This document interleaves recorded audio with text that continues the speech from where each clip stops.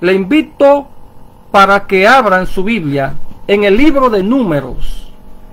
Libro de Números, capítulo 21.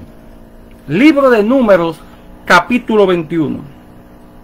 Desde el versículo 4 hasta el 9. Y dice allí: después partieron del monte de Hor, camino del mar Rojo, para rodear la tierra de Edom. Y se desanimó el pueblo por el camino. Y habló el pueblo contra Dios y contra Moisés: ¿por qué nos hiciste subir de Egipto para que muramos en este desierto? Pues no hay pan ni agua, y nuestra alma tiene fastidio de este pan tan liviano. Y Jehová envió entre el pueblo serpientes ardientes que mordían al pueblo, y murió mucho pueblo de Israel. Entonces el pueblo vino a Moisés y dijo: hemos pecado por haber hablado contra Jehová y contra ti.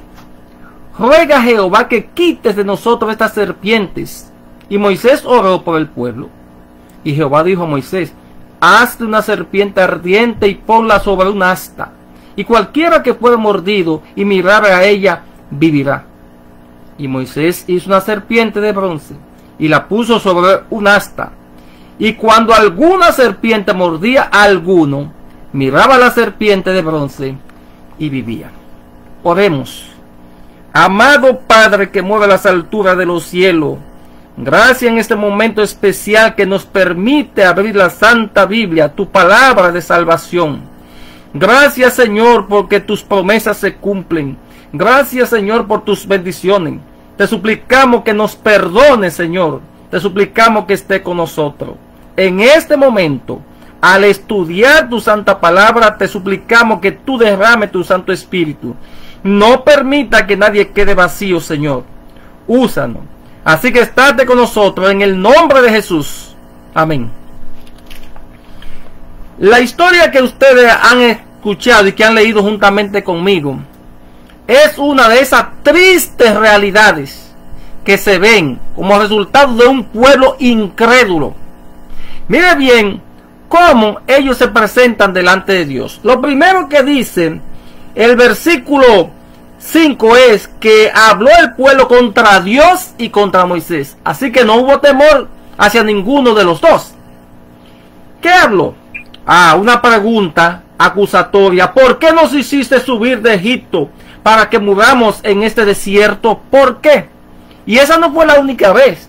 Eso era el tema de siempre. Cada vez que encontraban en dificultades donde era probada su fe, demostraban que no había casi nadie había fe. Había unos cuantos que sí eran fieles a Dios.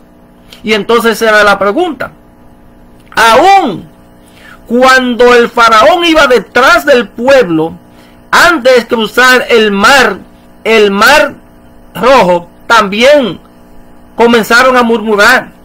Y en las diferentes circunstancias que ustedes encuentran ahí en la Biblia, muestra cómo ese pueblo era de dura cerviz. Entonces, aquí está diciendo algo que yo le voy a leer en Patriarcas y Profetas, que es bastante penoso. La pregunta es: ¿por qué nos hiciste subir de Egipto para que muramos en ese desierto? Pues no hay pan ni agua, y nuestra alma tiene fastidio de este pan tan liviano. Entonces sí había pan. Lo que ellos querían era otra cosa. ¿No recuerdan ustedes cuando ellos pedían carne? ¿Qué hizo Dios con ellos? Le mandó codornices. ¿Y qué pasó entonces? Cayó la maldición. Ellos querían comer carne. Con relación a Egipto, ellos decían que querían volver a Egipto porque allí comían pescado, ajo, puerro, melones, todo de balde, decían ellos. Miren los ciegos que estaban. ¿Y la esclavitud con qué se paga? Era de balde, porque el esclavo trabaja mucho más de su capacidad. Lo obligan, no era de balde entonces. Pero ellos preferían ser esclavos del demonio que servirle al Señor. Estoy hablando de una realidad que se ve en nosotros. Y Satanás tiene un poder tan grande que hace que los hombres, los seres humanos, sean ciegos, que no vean la bondad de Dios, que no vean las bendiciones de Dios. Satanás está vivo porque Dios lo tiene vivo. Y la gente está ciega que no se da cuenta de eso. La gente prefiere desafiar a Dios. Sale luchando contra Dios. Se aparta de la iglesia. ¿Y a quién vas? A servir a Satanás. ¿Qué beneficio te da Satanás? Ninguno. Entonces el que te hace mal, el que te saca del camino correcto, a ese tú le sirves. ¿Dónde está la dignidad? ¿Dónde está la dignidad que tú tienes? ¿Cómo es que quien te hace mal a ese tú te le vas a entregar? Y el quien te da todo, a ese lo rechaza. Hay muchos que se han apartado de la fe, así, muchísimos, millones. Pero hay muchos que están dentro de la iglesia, que se han apartado y no se han dado cuenta todavía, que están con un espíritu de incredulidad. Entonces aquí presenta algo. ¿Recibían ellos el pan liviano? Sí. ¿Qué es maná? ¿Qué es eso lo que significa? Maná. ¿Cuántas veces a la semana? 6 veces a la semana, para comer los 7 días de la semana. Eso es lo que Dios hizo. Entonces el Señor no se olvidó de ellos, porque ellos no tuvieron que sembrar en el desierto. El Señor hacía caer desde el primer día hasta el 6º día ese pan como ningún otro. Entonces el Señor no se había olvidado de eso. Cuando tenían que tomar agua, el Señor le tenía agua. Todos los días había una nube que bloqueaba los fuertes rayos del sol en el desierto para que no se quemaran. Pero de noche el Señor tenía fuego para moderar la temperatura, que bajaba mucho, bajaba a 0. Y el Señor entonces la moderaba. Y con ese fuego espantaba a los animales salvajes también, porque le tienen miedo. Pero a ellos se les olvidó todo eso. Entonces el Señor tuvo que actuar. Oiga lo que dice el libro Patriarcas y Profetas, página 404. Dice de esta manera: cuando los israelitas daban rienda suelta a su espíritu de descontento, llegaban hasta encontrar faltas en las mismas bendiciones que recibían. Oh, faltas en las mismas bendiciones que recibían. Así que al maná lo encontraban como una falta. La conducción de ese pueblo durante tanto tiempo que Dios lo dirigía a ellos, se le olvidó. Se le olvidó como Dios abrió el mar rojo para que pasaran en seco y después lo cerró, tragándose al ejército del faraón. Qué fácil lo olvidaron. Entonces Satanás cambia la mente, nos pone a encontrar falta en Dios, que nos da las bendiciones, para que miremos a Satanás. Para muchos les es fácil coger un cigarrillo de marihuana, porque encuentran placer ahí, y no ir a arrodillarse ante Dios para buscar la verdadera paz. Ese es el asunto. Entonces, como resultado del pecado vienen las maldiciones. ¿Qué dicen? El versículo 6, que Jehová envió entre el pueblo serpientes ardientes que mordían al pueblo, y murió mucho pueblo de Israel. Serpientes ardientes se traduce como serpientes picantes, o que picaban. En este caso, mordían. Eran venenosas y la mataban. Ellos tampoco se dieron cuenta que en medio del desierto estaban rodeados de peligro, pero Dios lo tenía protegido y ellos no se daban cuenta de eso. Dice Patriarca y Profeta, página 406, que el levantamiento de la serpiente de bronce tenía por objeto enseñar una lección importante a los israelitas. Vamos a ver, el pueblo era mordido. Dice el versículo 7, que entonces el pueblo vino a Moisés y dijo: hemos pecado por haber hablado contra Jehová y contra ti. Ruega a Jehová que quite de nosotros esta serpiente. Y Moisés oró por el pueblo. Si ustedes se leen el libro de los jueces, el libro de los jueces, que abarca un periodo de unos 400 años de historia, es un sube y baja, un levántate y cae, sube y baja. Cuando el pueblo clamaba a Dios que se arrepentía de sus pecados, Dios estaba ahí, era propicio a sus necesidades y venía en su auxilio. Entonces se sentían bien y lentamente se iban olvidando de Dios, y ahí estaban, esclavizados, sufriendo los castigos del enemigo. Aquí pasa lo mismo con la serpiente. Dios permite que la serpiente los muerdan. De los peligros que había en el desierto, ese era uno. Entonces comenzaron a morder a esos incrédulos y malagradecidos. Pero el objetivo que Dios tenía no era destruirlo, sino de que se arrepintiesen de su pecado y que lo mirasen a él. Así que Dios le dijo a Moisés que hiciera una serpiente, que la pusiese en un asta. ¿Para qué? ¿Para qué? Dice el versículo 8, Jehová dijo a Moisés, haz una serpiente ardiente y ponla sobre un asta, y cualquiera que fuera mordido y mirare a ella, vivirá. Así que había una lección importante que está en la Biblia. Debían de mirar para vivir. Nótese bien.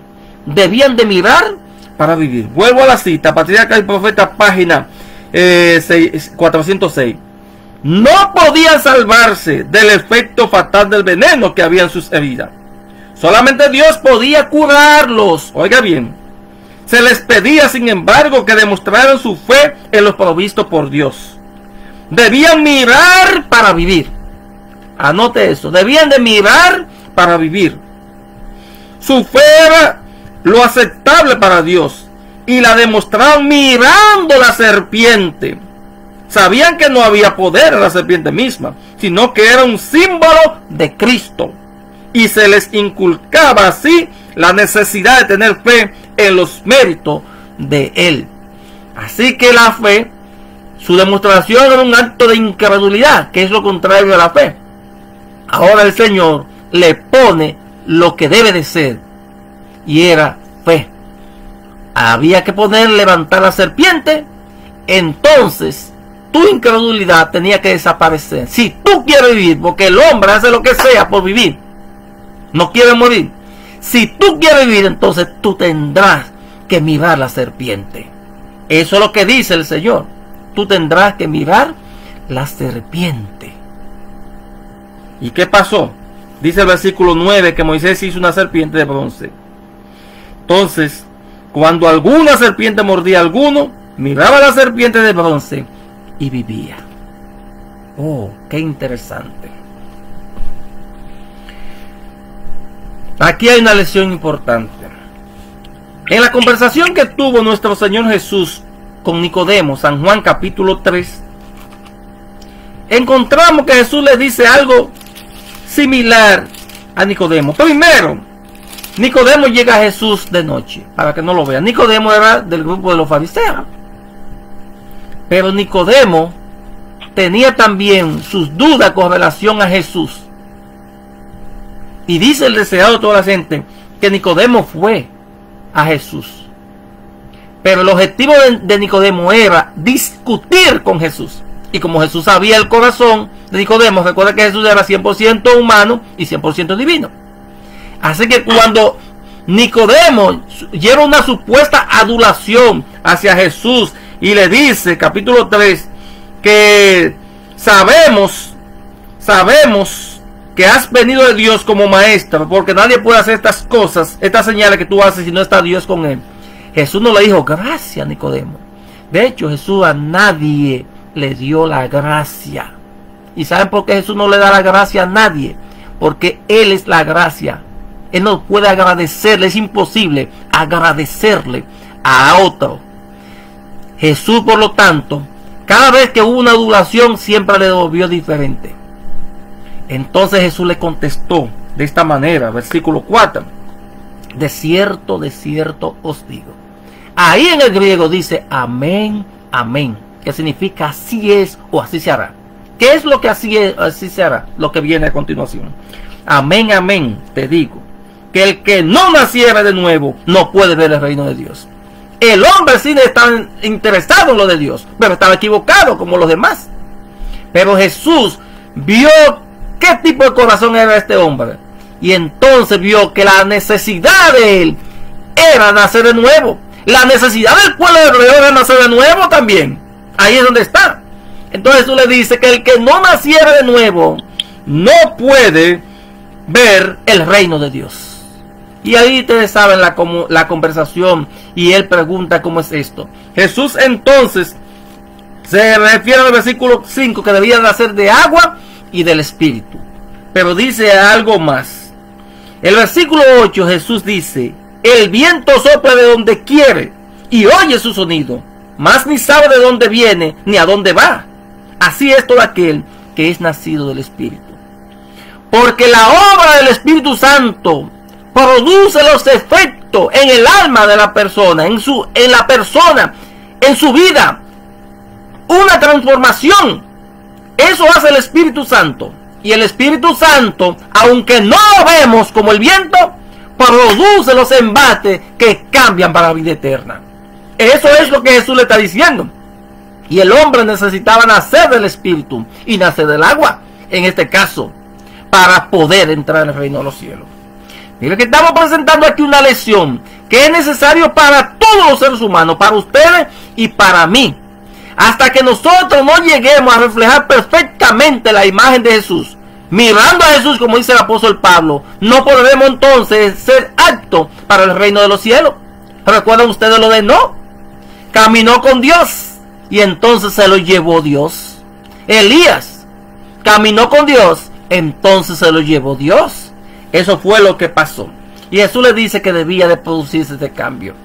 Hay muchas personas que están como los hebreos en el desierto, rechazando la voz del Espíritu Santo, y Dios todos los días llamándolo. Hay mucha gente que no quiere escuchar los consejos divinos y se han equivocado. Piensan entrar a su manera, están en la iglesia porque les gusta la iglesia, pero no porque se han convertido. Y eso no es así. Hay que darle la oportunidad a Dios en la vida de que cambie el corazón, y para eso hay que rendirse a Él y aceptar todo lo que Él dice. Jesús sigue en su diálogo más adelante, versículos 14 y 15, Juan capítulo 3 dice: y como Moisés levantó la serpiente en el desierto, así es necesario que el Hijo del Hombre sea levantado. ¿Por qué era necesario que Jesús fuese levantado, o sea, que fuese crucificado? ¿Por qué? Dice el versículo 15, para que todo aquel que en Él cree no se pierda, mas tenga vida eterna. Así que el problema que tenemos es el pecado. El problema del pueblo allí era la incredulidad. Pero Jesús está hablando aquí de fe, de pisti, de credulidad, en este caso. Para que todo aquel que en Él cree no se pierda, sino que tenga la vida eterna. Ellos allá en el desierto, por fe tenían que creer en ese Cristo que ya era anunciado con anticipación. Que aunque no lo veían, veían un símbolo en la serpiente levantada, si querían vivir. Y ellos estaban obligados entonces a aceptar. Así que si querían vivir, tenían que mirar. Y creer que al mirar iban a ser sanos, que no iban a morir. Así también, cuando nosotros vemos nuestro pecado, vemos los lejos que nos hemos ido de Dios, pero al igual que el joven, que el hijo pródigo, tomamos la decisión y decimos: me levantaré e iré a mi padre y le diré: Padre, he pecado contra el cielo y contra ti. El Padre entonces es movido a misericordia y te recibe. Jesús dice: quien a mí viene, yo no le echo fuera. Jesús dijo: yo soy el camino, la verdad y la vida. Nadie viene al Padre sino por mí. Jesús fue claro en su enseñanza, y fuera de Jesús no hay nada. Por lo tanto, hay que mantenerse con la vista hacia el cielo. Jesús dice: para que todo aquel que en Él cree no se pierda, mas tenga vida eterna. Así que la Biblia es bastante clara y debemos de sujetarnos a las enseñanzas de nuestro Señor. Y en el libro de Isaías nosotros encontramos un mensaje bastante especial. En el capítulo 45 de Isaías, versículo 22, un texto que también no lo sabemos de memoria, dice allí el Señor: mirad a mí y sed salvos todos los términos de la tierra, porque yo soy Dios y no hay más. Si tú estás mirando para otra parte, tú estás en peligro. Cuando tú tomaste la decisión de seguir a Jesús, simplemente cuando se toma una decisión tal, es por encima de lo que sea. Cuando se trata de la salvación, hay que sacrificar cualquier ídolo en la vida. El esposo o la esposa no está por encima de Jesús. Los hijos no están por encima de Jesús. El trabajo no está por encima de Jesús. Nada, ni en total ni en parte, nada puede suplantar a Jesús. Porque Jesús te exige que te le entregue a Él por completo. Eso es lo primero y el más sagrado deber que debe de manifestarse entre cada persona. Jesús dice: mirad a mí y sed salvo todos los términos de la tierra. Porque solamente mirando al crucificado es como podemos asegurar la vida eterna. De esa manera como nosotros podemos vencer todas las pruebas, todas las tentaciones. Porque Satanás es un enemigo vencido. Se le llama la serpiente antigua. Pero Jesús es nuestro benefactor y nuestro gran Dios. Por lo tanto, yo no voy a decir muchas cosas. El apóstol Pablo, escribiendo 2 Corintios capítulo 3, allí hay un texto muy conocido. Segundo libro de Corintios capítulo 3, versículo 18, él dice de esta manera: por tanto nosotros todos, mirando a cara descubierta como por un espejo la gloria del Señor, somos transformados de gloria en gloria en la misma imagen como por el Espíritu del Señor. ¿Tú quieres ser transformado? ¿Tú quieres tener una vida diferente? Solamente debes concentrarte en el Señor. Gloria a Dios. La noche que Jesús fue entregado, le dijeron a Pedro: tú también eres uno de ellos, porque aún tu forma de hablar te delata. Así que se le había pegado algo de Jesús, ¿verdad? Eso es lo que sucede cuando caminamos con Jesús. Cuando usted medita en Jesús, sus palabras son palabras de amor. Las palabras de Jesús salen de sus labios. En vez de una maldición, es una bendición para los demás. Es así. Hay tanto problema en la iglesia, muchas veces matándose, compitiendo por el lugar más elevado, que uno se pone en el medio para cerrarle al otro. Eso viene de Satanás. Y el Señor Jesús lo condenó cuando aquella, la madre de los hijos de Zebedeo, querían los mejores lugares, y Jesús le dijo la realidad a ellos. Hay que tener mucho cuidado con eso. Pero cuando tú permites que el Señor esté ahí en tu corazón, que gobierne tu vida, los problemas están, y los problemas no se irán. Tú saldrás de uno y vendrá el otro, porque así está escrito. Y Pedro te dice que no te sorprenda del fuego de prueba que te ha sobrevenido, como si fuese algo extraño, porque Dios emplea eso para purificarte, para que tú seas perfecto y puedas entrar al reino de los cielos. Satanás la manda y Dios entonces sabiamente lo agarra para entonces perfeccionarte a ti. En la vida hay muchos problemas. El que es cristiano tiene que enfrentarse abiertamente a Satanás. Si nuestros ojos fueran abiertos, viéramos a nuestro alrededor cuántos ángeles del mal están tratando de destruirnos. Y aunque muchas veces no se piensa, la vida del cristiano es una lucha de vida o de muerte. Estamos luchando contra un gran enemigo que no vemos, pero tenemos a nuestro lado el gran capitán, que es nuestro Señor Jesús. Contemplando a Jesús somos transformados de gloria en gloria. Llegamos a la misma semejanza de Jesús, humanamente hablando. Esa es la realidad. Así, Pablo le dice como a cara descubierta. Porque el pueblo impío de Dios, cuando Moisés bajó del monte, que hubo que ponerle un velo, no soportaba la santidad de Moisés. Y Pablo nos dice que estemos a cara descubierta. O sea, una vida santa y pura. Y eso es lo que debemos hacer. En el diálogo que tuvo Jesús con Nicodemo, Nicodemo salió diferente de ahí. Uno de los discípulos secretos que tuvo Jesús fue Nicodemo, también José de Arimatea. Y ahí en el Sanedrín, cuando trataban de destruir a Jesús y lo condenaban, ellos estaban a favor de Jesús. Nicodemo era rico y quedó en su pobreza porque lo dio todo por causa del evangelio. Pero en el día de la resurrección final se levantará y recibirá el premio eterno. ¿Tú quieres lo mismo? Permite que el Señor haga eso en tu vida. Permite que el Señor haga una transformación en tu vida. Porque cuando tenemos los ojos puestos en Jesús, que fue levantado, entonces nosotros alcanzamos la vida eterna. ¿Lo crees? Que Dios te bendiga y te guarde. Como siempre te habló tu hermano Samuel.